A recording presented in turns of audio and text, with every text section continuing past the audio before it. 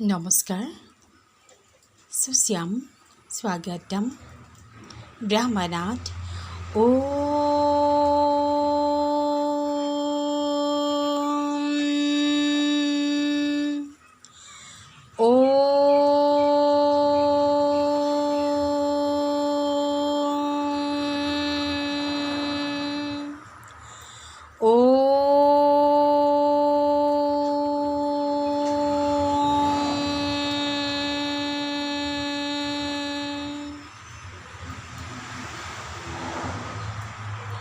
স্বাস্থ্য তোমালোক সকলোৱে ভালে আছা নহয়নে?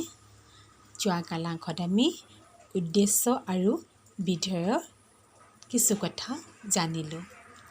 বাক্য যাৰ উদ্দেশ্যে বা যাৰ বিষয়ে কোৱা হয় তাকে উদ্দেশ্য ছাবজেক্ট বোলে, আৰু যি কথা কোৱা হয় তাকে বিধেয় প্ৰেডিকেট বোলে।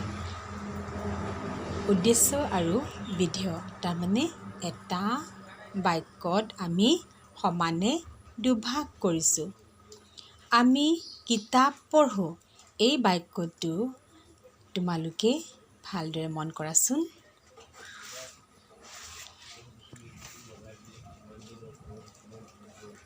আমি কিতাপ পঢ়োঁ, এই বাক্যটোত তোমালোকে ভালদৰে মন কৰা। এই বাক্যটো ইয়াত তিনিটা শব্দ আছে নহয়নে?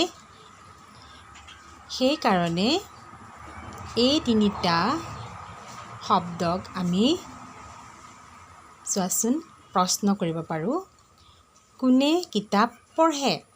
উত্তৰ আমি, অৰ্থাৎ বাক্যটোত আমি কৰ্তা মানে কাম কৰোঁতা। ২ নম্বৰ কথাটো হৈছে আমি কি পঢ়োঁ? উত্তৰ হ'ব কিতাপ, অৰ্থাৎ বাক্যটোত কিতাপ কৰ্ম। কৰ্তাই যি বিষয়ৰ কাম কৰে সেইটোৱে হৈছে কৰ্ম। কৰ্তাই যি বিষয়ৰ কাম কৰে সেই কৰ্ম। আৰু ৩ নম্বৰ প্ৰশ্নও হয় আমি কি কৰোঁ? উত্তৰ হ'ব পঢ়োঁ, অৰ্থাৎ কৰ্তাই কি কৰে সেই ক্ৰিয়া। গতিকে এই বাক্যটোত আমি কৰ্তা, কিতাপ কৰ্ম, পঢ়োঁ ক্ৰিয়া। এইদৰে একোটা বাক্যত আচলতে কৰ্তা কৰ্ম ক্ৰিয়া সমষ্টি। বুজিছানে? এতিয়া আমি এইটো কথা বুজি পালোঁ। এতিয়া প্ৰত্যেকে ভাৰতীয় ব্যাকৰণ পৰিচয় ৰচনা কিতাপখন লোৱা আৰু পাঠটো মোকোলাই লোৱা। পৃষ্ঠা নম্বৰ 30 পাঠটো তোমালোকে মোকোলাই লোৱা। এতিয়া আমি পাঠলৈ যাওঁ আৰু পাঠটো তোমালোকে চাই যাবা দেই। এতিয়া বাক্যৰ কিছুমান অংশসমূহ এইটো আছে কৰ্তা, কৰ্ম আৰু ক্ৰিয়া। এতিয়া তোমালোকে চাই যাবা। তোমালোকে আগৰ পাঠত পাই আহিছা যে পদ 5বিধ। আমি উদ্দেশ্যৰ বিধেয় পঢ়াৰ আগতে আমি পদ কাক বোলে ই কেই প্ৰকাৰৰ আমি জানি থৈছোঁ। এই পদবোৰৰ ভিতৰত ক্ৰিয়া পদ অন্যতম। কি কৈছে? ক্ৰিয়াপদটো অন্যতম বুলি কৈছে। ক্ৰিয়াপদে কোনো কাম কৰা বা নকৰা বা হোৱা বা নোহোৱা বুজায়। সেই কথাও তোমালোকে জানিছা। কিন্তু কামটো কোনে কৰে আৰু কি কাম কৰা হয়, এই দুটা প্ৰশ্নৰ উত্তৰো বাক্যটোৰ ভিতৰতে থাকে। তলৰ বাক্যবোৰলৈ মন কৰা। সৈনিকে যুদ্ধ কৰে, ইয়াত কৰে শব্দটো ক্ৰিয়া। কোনে কৰে? সৈনিকে কৰে। কি কৰে? যুদ্ধ কৰে। এতেকে সৈনিক কৰ্তা, যুদ্ধ কৰ্ম, কৰে ক্ৰিয়া। যুধিষ্ঠিৰে মিছা কথা নকৈছিল।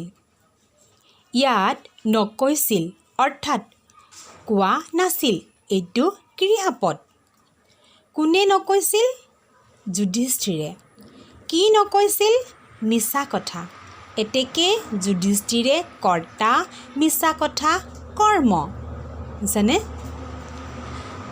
ৰামে ৰাৱণক বধ কৰিছিল ইয়াত বধ কৰিছিল তো ক্ৰিয়া কোনে বধ কৰিছিলে ৰামে এতেকে ৰামে কৰ্তা আৰু কাক বধ কৰিছিলে ৰাৱণক এতেকে ৰাৱণক কৰ্তা চিত্ৰলেখাই ছবি আঁকিছে ইয়াত আঁকিছে শব্দটো ক্ৰিয়া কোনে আঁকিছে চিত্ৰলেখাই এতেকে চিত্ৰলেখাই কৰ্তা কি আঁকিছে চিত্ৰ এতেকে চিত্ৰ কৰ্ম এতিয়া সূত্ৰটো চোৱাচোন সূত্ৰ হৈছে বাক্যত যাক উদ্দেশ্য কৰি বা যাৰ দ্বাৰা কামটো কৰা বা নকৰা বা হোৱা বা নোহোৱা বুজোৱা হয় তাকে কৰ্তা বোলে কৰ্তাই যি কাম কৰে বা নকৰে তাক কৰ্ম বোলে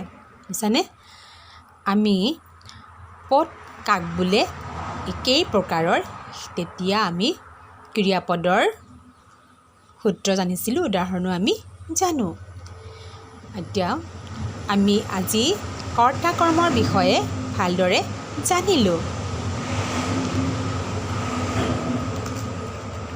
কৰ্তা কৰ্ম বাচিবলৈ সহজ বাক্যটো আমি উদ্দেশ্যৰ ভিডিঅ'টো জানিব লাগিব তাৰপিছত তাৰ দুটা ভাগটো কৰাৰ পাছত আমি কৰ্তাটো উলিয়াই ল'ব লাগিব আগতীয়াকৈ তাৰমানে উদ্দেশ্যটো তাৰপিছতে ভিডিঅ'ৰ ভাগটো আমি জানিব লাগিব তাৰপিছত আমি কৰ্মৰ ক্ৰিয়া পাই যাম তোমালোকে যদি অসুবিধা পোৱা মোক ক'বা আৰু বুজি নাপালে মোক জনাবা এতিয়া পাঠ সামৰিছোঁ প্ৰত্যেকে ঘৰত ভালদৰে থাকিবা মা দেউতাৰ কথা শুনিবা নমস্কাৰ